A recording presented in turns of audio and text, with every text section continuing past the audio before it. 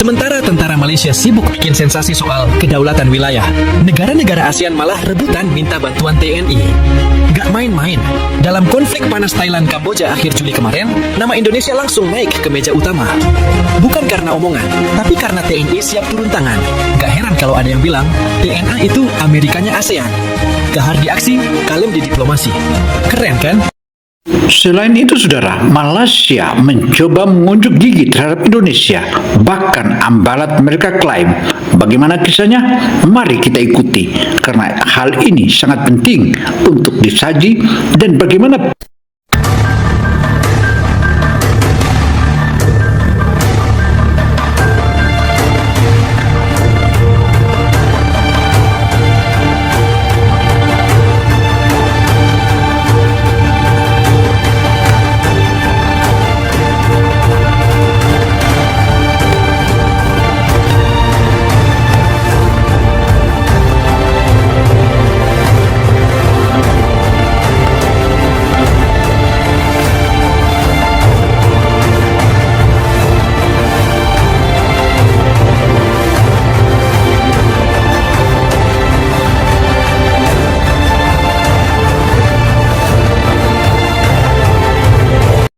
Sebulan terakhir, situasi di perbatasan Indonesia-Malaysia kembali memanas. Bukannya menahan diri, Malaysia justru semakin berani unjuk gigi. Puncaknya, untuk pertama kalinya dalam 16 tahun, kapal selam KD Tun Razak milik Angkatan Laut Malaysia menembakkan torpedo perang Black Shark langsung di Laut Cina Selatan. konflik yang terjadi berbagai belahan di wilayah ASEAN saat ini tengah menjadi perhatian Indonesia. Indonesia menurunkan pasukan TNI melalui diplomasi Menteri Luar Negeri. Bagaimana kisahnya? Mari kita ikuti. Karena penting berita ini untuk kita simak bahwa Indonesia bukanlah pasukan biasa, tetapi mampu menundukkan segala macam kekuatan yang ada di medan. Bagaimana kisahnya? Mari kita ikuti berita ini secara seksama agar tak gagal paham, karena Indonesia terjunkan kekuatannya untuk meredakan konflik-konflik itu.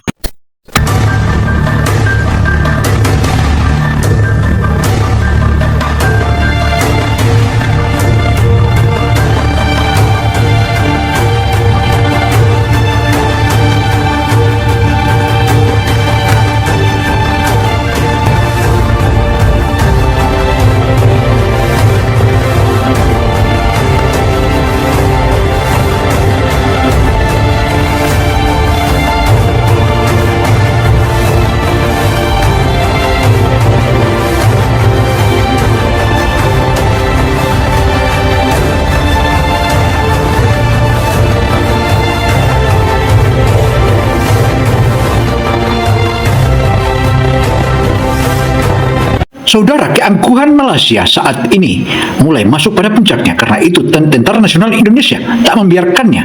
Dan saat ini mereka melakukan unjuk gigi seakan-akan memancing Indonesia. Bagaimana kisahnya? Mari kita saksikan. Sebulan terakhir, situasi di perbatasan Indonesia-Malaysia kembali memanas. Bukannya menahan diri, Malaysia justru semakin berani unjuk gigi. Puncaknya, untuk pertama kalinya dalam 16 tahun, kapal selam KD Tun Razak milik Angkatan Laut Malaysia menembakkan torpedo perang Black Shark langsung di Laut Cina Selatan. Persis di tengah panasnya klaim mereka atas Blok Ambalat, wilayah kaya minyak yang seharusnya jadi kedaulatan Indonesia. Bukan cuma torpedo, kapal perang lain seperti KD Tunku Abdul Rahman, KD Lekir, dan KD Lekyu juga meluncurkan rudal anti kapal Exochat MM40 serta Exochat SM39 dalam latihan militer besar-besaran. Mereka tak lagi bersembunyi di balik diplomasi. Dengan lantang, militer Malaysia menyatakan, ini bukti tekad kami mempertahankan setiap inci zona maritim Malaysia. Saudara, keangkuhan tentara Malaysia ini tentu saja akan mendapat jawaban. Dan jawaban itu sudah pasti Indonesia tak akan diam dan membiarkan kejahatan-kejahatan ini. Karena kejahatan itu sudah diambang batas. Selain mereka diajak kompromi, malah ngeyel. Akibatnya Indonesia akan mempersiapkan diri. Dan bagaimana kisahnya Malaysia yang memprovokasi Indonesia? Tentu saja mari kita saksikan dalam video ini. Pertanyaannya, kenapa sekarang? Dulu di masa kepemimpinan sebelumnya, Malaysia cenderung menahan diri. Tapi kini, setelah pergantian presiden, keberanian itu justru semakin menjadi-jadi. Banyak yang mulai bertanya, apa karena mereka melihat Indonesia di bawah Prabowo tak sekuat dulu? Apakah sikap lemah pemerintah kita yang bikin Malaysia berani menantang dan mengincar Ambalat terang-terangan? Netizen pun ramai berspekulasi. Ada yang bilang Malaysia baru berani karena merasa tak akan mendapat perlawanan berarti. Ada juga yang menilai aksi penembakan torpedo dan rudal ini bukan sekadar latihan biasa, tapi senyap ancaman nyata ke Indonesia. Bayangkan, jika dibiarkan, bukan tak mungkin blok Ambalat benar-benar bakal berpindah tangan. Inilah saatnya rakyat Indonesia membuka mata. Sampai kapan kita diam dan membiarkan negeri tetangga mempermalukan kita di depan dunia? Jika pemimpin tak berani bersikap tegas, sejarah akan mencatat. Bisa saja kita kehilangan Ambalat bukan karena perang, tapi karena lambatnya dan lemahnya dalam respon strategi licik yang dimainkan Malaysia.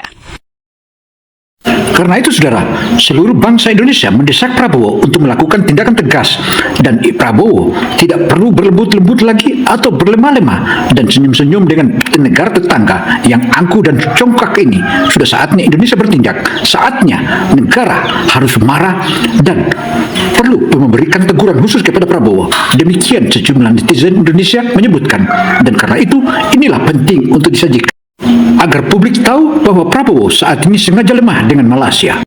Saudara, setelah kita tinggalkan untuk gigi pihak Malaysia itu, mari kita kembali melihat seputar ASEAN. Konflik antara Thailand dan Konflik perbatasan antara Thailand dan Kamboja emang bukan hal baru. Tapi akhir Juli kemarin, tensinya naik lagi gara-gara adu klaim soal pos patroli yang dianggap masuk wilayah masing-masing.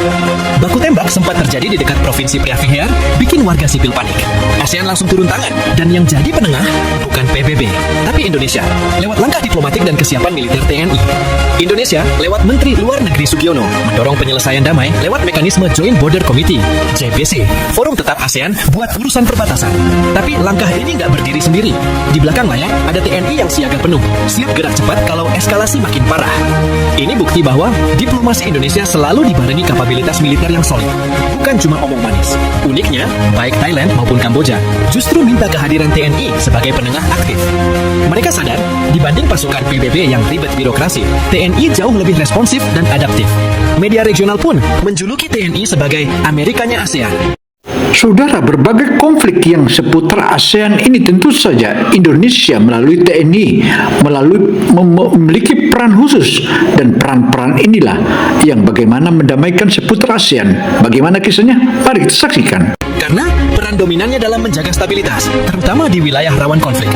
Saudara, eksistensi Presiden Republik Indonesia Prabowo Subianto bukanlah presiden biasa. Dia selain seorang jenderal juga sangat taktis dan mampu dengan mudah mengatasi keadaan-keadaan di lapangan, terutama dari konflik, terutama antara Kamboja dan Thailand. Selain itu, saudara, dukungan Menteri Luar Negeri maha dahsyat dan dahsyat. Julukan ini bukan asal sebut, karena datanya nyata dan aksinya terbukti. Selama 2 dekade terakhir, TNI aktif terlibat di berbagai operasi multilateral, mulai dari patroli Laut Sulu, pengamanan Selat Malaka, sampai bantuan bencana di Filipina dan Myanmar. Citra TNI bukan lagi sekadar tentara nasional, tapi pelindung kawasan. Makanya, tiap kali ada gesekan atau bencana, yang dipanggil duluan bukan pasukan asing, tapi TNI. Karena di ASEAN, siapa yang paling siap, dia yang paling dihormati. Konflik antara Thailand dan Kamboja di akhir Juli 2025 jadi momen krusial ASEAN. Ketegangan memanas di sekitar kuil Preah-Vihear dan pasukan kedua negara udah saling siap siaga. Tapi yang menarik, alih-alih minta bantuan PBB atau negara adidaya, keduanya justru kompak mendekati Indonesia. Mereka tahu kalau butuh mediator kuat dan netral, ya cuma TNI dan diplomasi RI yang bisa dipercaya. Menurut Indonesia, Budi Sugiono langsung gercep buka komunikasi via ASEAN Joint Border Committee. Bukan cuma ngomong di podium, Indonesia juga siapkan skenario TNI untuk pengamanan perbatasan kalau situasi makin panas. Yang bikin bangga, ASEAN sepakat jalur damai tetap dipimpin Indonesia. Ini bukan karena Indonesia sok dominan, tapi karena kredibilitas dan netralitas kita udah teruji. Media internasional mulai ngasih spotlight ke TNI. Mereka bilang, TNI sekarang punya peran mirip seperti militer AES di kawasan Pasifik. Bedanya, TNI lebih diterima dan gak pakai gaya kolonial. Bahkan pasukan perdamaian PBB jarang dilirik kalau udah ada opsi Indonesia. Di banyak latihan militer gabungan, TNI selalu dijadikan poros koordinasi karena punya kapabilitas lengkap dari udara, laut, sampai darat. Fakta di lapangan membuktikan, dari misi kemanusiaan pasca gempa di Myanmar, bantuan logistik di Filipina, sampai evakuasi warga sipil di Laut Cina Selatan, semua libatkan TNI. Bahkan di forum ASEAN Defense Ministers Meeting, beberapa negara secara implisit menyebut Indonesia sebagai penjaga kawasan. Ini bukan hasil klaim politik, tapi karena karena rekam jejak TNI memang solid dan konsisten di tiap krisis. Secara geopolitik, posisi Indonesia emang strategis banget. Kita ada di tengah-tengah jalur dagang paling sibuk di dunia. Selat Malaka, Laut Natuna, sampai Laut Jawa. Negara-negara ASEAN otomatis mandang Indonesia sebagai titik penyeimbang. Kalau Indonesia goyah, kawasan bisa kaos. Tapi kalau Indonesia stabil dan kuat, semua ikut tenang. Ini yang bikin TNI punya nilai strategis. Bukan cuma militer, tapi simbol stabilitas regional. Lalu dari sisi ekonomi, peran Indonesia makin vital. Di tengah perang dagang AS Cina yang makin brutal, banyak investor geser ke Asia Tenggara. Indonesia muncul sebagai jangkar. Saudara, Presiden Prabowo tak tinggal diam untuk mengkoordinasikan konflik-konflik yang terjadi di sekitar ASEAN. Karena itu, Presiden Prabowo memerintahkan dan secara tegas untuk proaktif untuk menyelesaikan konflik-konflik itu. Pemerintah Prabowo konsisten dorong kerjasama ekonomi kawasan sambil naikin kapasitas industri pertahanan dalam negeri. Jadi bukan cuma diplomasi, tapi juga kekuatan ekonomi dan teknologi jadi alat pengaruh baru Indonesia di ASEAN. Uniknya, Indonesia nggak pakai pendekatan hard power ala negara besar lain. Kita main di wilayah soft power dan diplomasi aktif. Contoh paling nyata, latihan gabungan regional, pengiriman pasukan pemantau damai, dan bantuan kemanusiaan. Semua itu bikin citra Indonesia bersih, netral, dan bisa dipercaya. Jadi pas negara ASEAN ribut, mereka nggak cari PBB, tapi langsung tanya, sikap Indonesia gimana?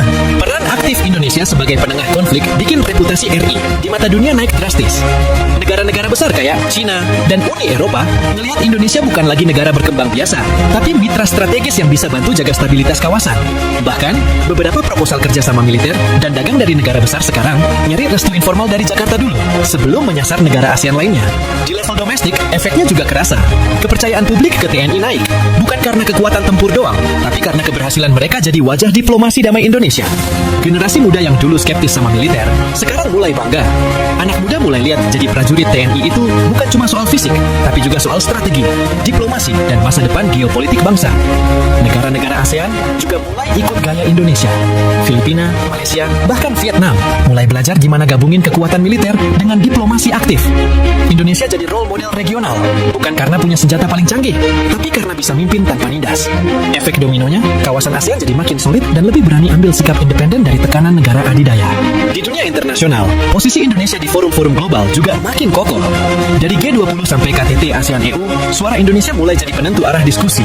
Bukan cuma soal ekonomi, tapi juga isu pertahanan, iklim, dan stabilitas global. Negara-negara berkembang dari Afrika sampai Pasifik mulai lihat Indonesia sebagai representasi Global South yang bisa bersuara lantang tanpa harus tunduk ke blok manapun. Dalam beberapa tahun ke depan, tantangan terbesar ASEAN bukan cuma datang dari luar, tapi dari dalam sendiri. Kamboja dan Thailand sama-sama sedang menghadapi instabilitas politik domestik. Thailand masih belum stabil pasca kudeta dan ketegangan elit politiknya, sedangkan Kamboja terjebak dalam sistem satu partai yang dekat dengan Tiongkok. Ketidakstabilan ini bikin solidaritas ASEAN terancam dan bisa menghambat langkah bersama di level regional. Akibatnya, isu-isu strategis seperti keamanan kawasan, konflik Laut Cina Selatan, atau kerjasama militer bisa mandek.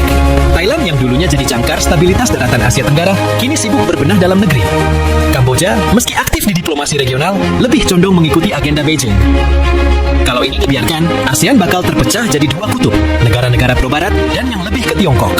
Ketika konflik meletus di ASEAN, bukan pasukan Malaysia yang dipanggil, bukan pula negara yang hobi debat di forum, tapi TNI yang turun langsung dengan disiplin, kecepatan, dan kapabilitas. Di mata negara-negara tetangga, TNI adalah simbol kekuatan tanpa banyak gaya. Bukan karena keluar-keluar di media, tapi karena track record yang tak terbantahkan. Dunia sudah menyaksikan, bahkan negara yang dulunya skeptis, kini justru mengundang Indonesia untuk jadi penengah.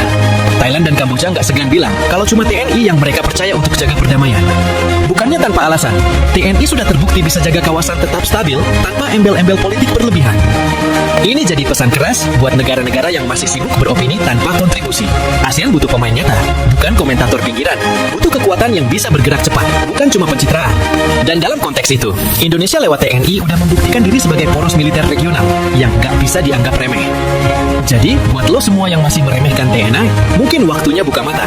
ASEAN aja percaya, masa lo masih nyinyir? Ingat, kekuatan sejati bukan soal bendera yang dikibarkan tinggi, tapi soal siapa yang siap berdiri paling depan ketika krisis datang.